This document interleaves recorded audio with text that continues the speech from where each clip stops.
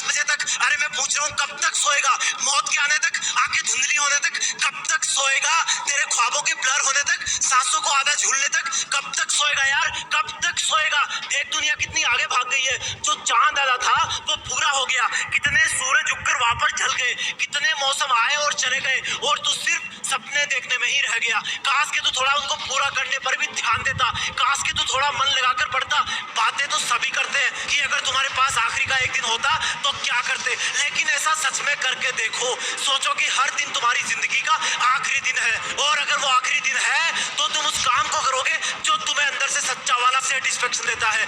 और एक स्टूडेंट के लिए सबसे सेटिस्फाइंग काम है स्टडी करना। याद करो जब तुम किसी दिन अच्छी पढ़ाई करते हो तो कितना सेटिस्फेक्शन मिलता है। याद करो जब तुम किसी क्वेश्चन को सोल्व करते हो तो कितना सेटिस्फेक्शन मिलता है। लेकिन अगर ये तुम्हारा सच्चा वाला सेटिस्फेक्शन है और सिर्फ तुम्हारे मेहनत करने से तुम्हें मिलता है, तो फिर कभी कभी क्यों, हमेशा क्यों नहीं पढ़ सकते तुम हमेशा? क्या तुम इतने पागल हो गए हो कि जिस काम से तुम्हें सच्चा वाला सेटिस्फेक्शन मिलता है उसको छोड़ दोगे और इग्नोर करोगे? आज से इसी तरह से पढ़ाई करना जैसे आज का दिन आखिरी दिन है, कल एग्जाम है। भूल जाना कि 2 महीने बचे हैं या फिर 3 महीने बचे हैं। एग्जाम कल है और तेरे पास आज का आखिरी दिन है। क्या करेगा बता? नींद तो आएगी नहीं, कल एग्जाम है तो बिल्कुल फ्री भी नहीं बैठेगा। अगर आज का दिन आखिरी दिन है तो मोबाइल पर टाइम पास भी नहीं करेगा अगर आखिरी दिन है तो।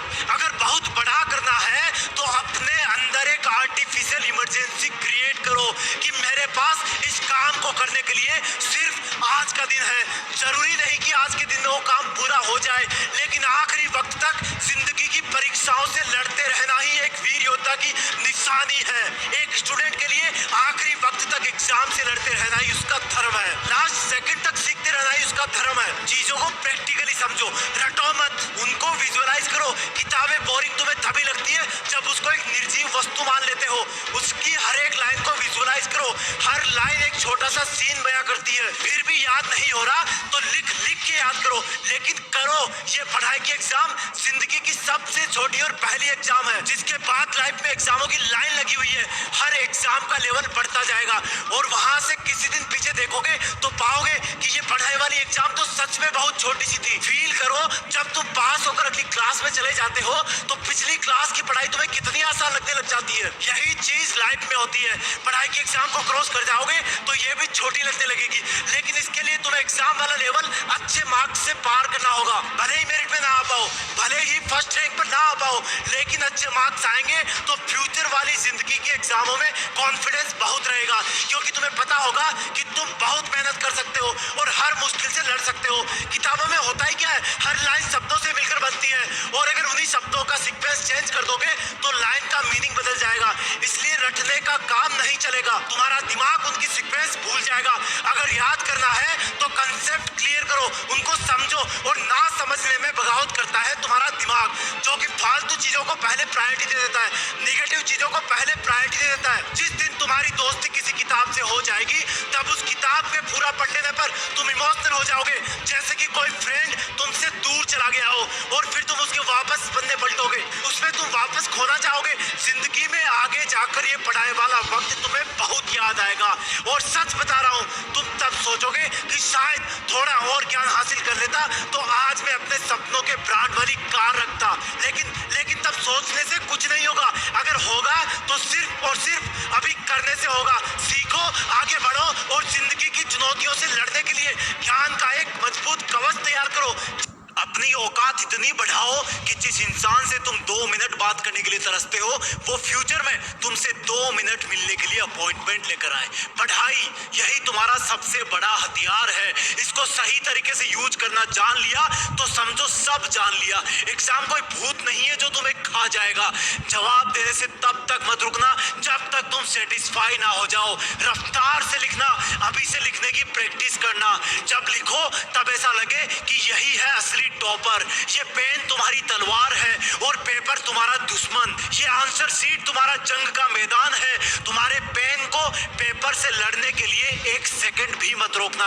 आंसर शीट्स के जंग के मैदान में रंग भरते रहना। जब तुम्हें लगे कि कोई क्वेश्चन नहीं आ रहा तो उस पर टाइम वेस्ट मत करना। उसको बोलना तुझे तो मैं थोड़ी देर बाद देखूंगा। हर एक क्वेश्चन को एक एक चैलेंज समझना। इस चीज की फिक्र मत करना कि तुम्हें कौन सा क्वेश्चन आ रहा है कौन सा नहीं आ रहा। तुम्हें सिर्फ उस पर ध्यान देना जवाब तुम लिख रहे होंगे, क्योंकि क्वेश्चन से ही मिलकर के पेपर बनता है और पेपर से बोर्ड का एग्जाम। जिस तरह से मकान की दीवारों में हर एक ईंट का महत्व होता है, उसी तरह तुम्हारे एग्जाम्स में तुम्हारे जवाबों के हर एक शब्द का महत्व होता है। हर एक क्वेश्चन पर ध्यान दोगे, हर एक लाइन के हर एक शब्द पर ध्यान दोगे, तभी तुम एग्जाम को टॉप कर पाओगे।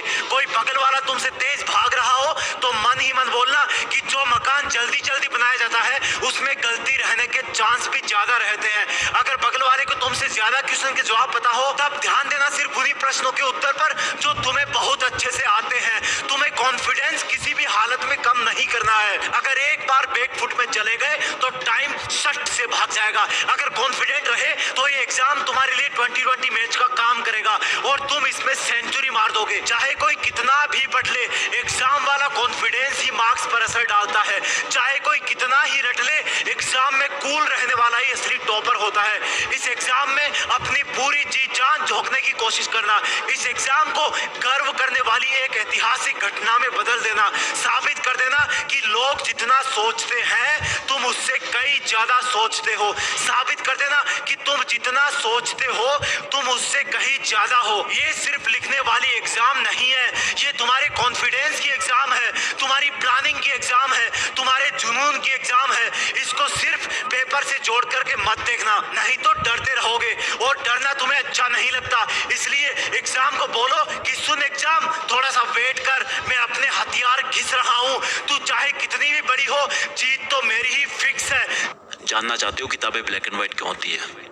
क्योंकि ये उस माँ की तरह होती है जो अपने एक बच्चे को जन्म देने के लिए अपनी सुंदरता और अपनी जिंदगी कुर्बान कर देती है। ये ब्लैक एंड व्हाइट किताबें अपना रंग उसको देती है जिस इंसान से उसका दिल जुड़ जाता है। ये किताबें कभी ना कभी इंसान को मुश्किलों से बाहर जरूर निकालती है। जिस तरह से अगर तुम्हारे पीछे कोई गुंडा या दुश्मन लग जाए तो तुम्हारा कुत्ता अपनी जान की परवाह ना करते हुए अपने मालिक को मुश्किलों से निकालता है, उसी तरह किताबें भी अपने वफादारी के धर्म को निभाना अच्छी तरह जानती है। जब हमारी रियल लाइफ में कोई अगर बहुत बड़ी मुश्किलात आती है तो किताबों का ज्ञान ही हमें वहां से निकलने की प्रेरणा देता है। किताब जितना वफादार दोस्त कोई नहीं होता।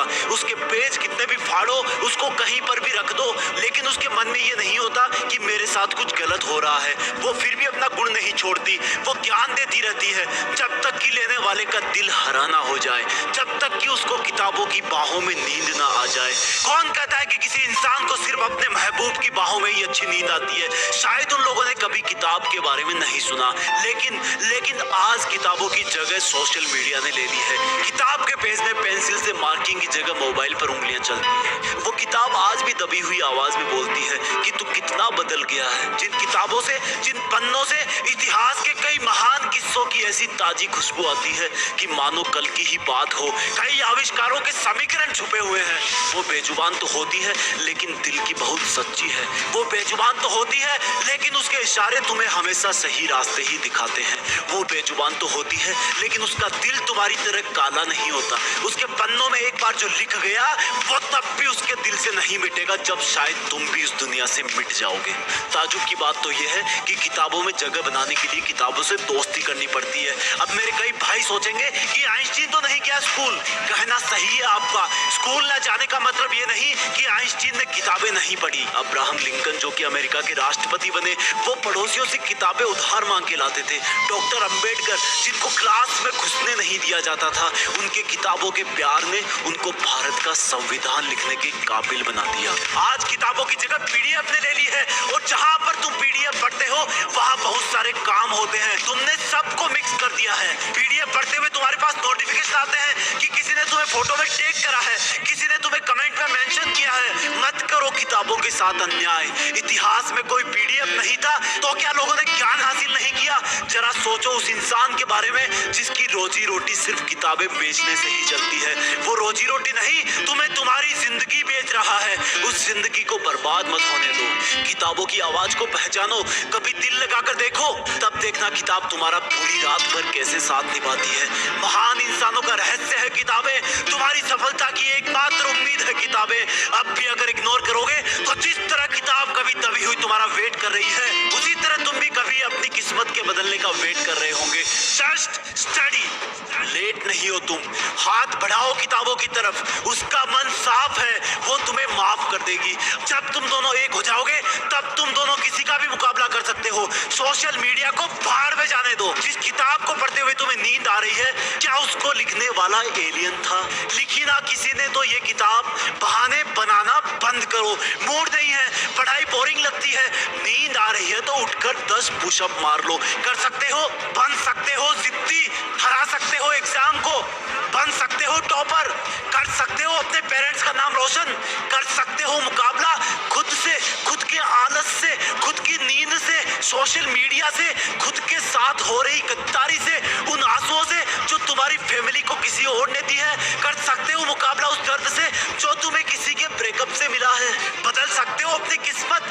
नौकरी करना और पाना जरूरी नहीं, और पढ़ते हुए नौकरी के बारे में सोचना भी उन किताबों के साथ धोखा है जो दिल की कितनी साफ है और जिनको तुम नौकरी के स्वार्थ के लिए पढ़ रहे हो। अगर पढ़ना है तो ज्ञान हासिल करने के लिए पढ़ो। अगर पढ़ना है तो दुनिया को कुछ देने के लिए पढ़ो, और कुछ अच्छा करने के लिए सिर्फ इरादों की जरूरत होती है। अपने इरादे मजबूत करो कि बस मुझे पढ़ना है, मुझे जिंदगी के इस छोटे से डर एग्जाम पर अपनी जीत फिक्स करनी है। किताबें भले ही ब्लैक एंड व्हाइट हो, लेकिन अपनी जिंदगी में रंग भरती है, और अगर तुमने इनसे दूरी बनाई तो तुम्हारी जिंदगी सच में ब्लैक एंड व्हाइट हो जाएगी। तुम्हें पढ़ना होगा, अपनी जिंदगी में रंग भरना होगा।